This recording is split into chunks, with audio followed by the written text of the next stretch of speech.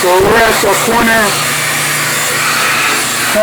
laundromat at 333 North Tamiami Trail, and we're doing a commercial laundromat dryers and cleaning.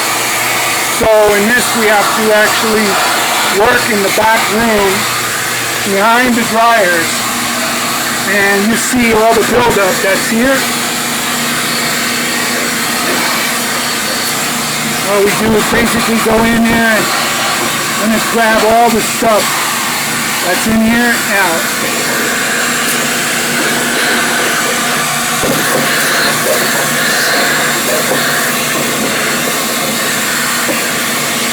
And it's real important to get your dryer vent cleaned out, especially if you got a commercial establishment, because that could ruin your business. It shuts it down. The machines will start to overheat and they'll break down very easily.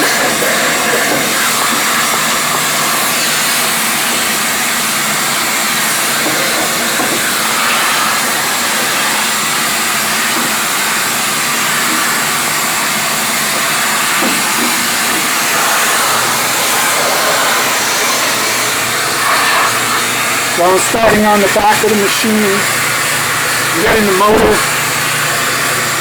So we got each machine, it's actually 26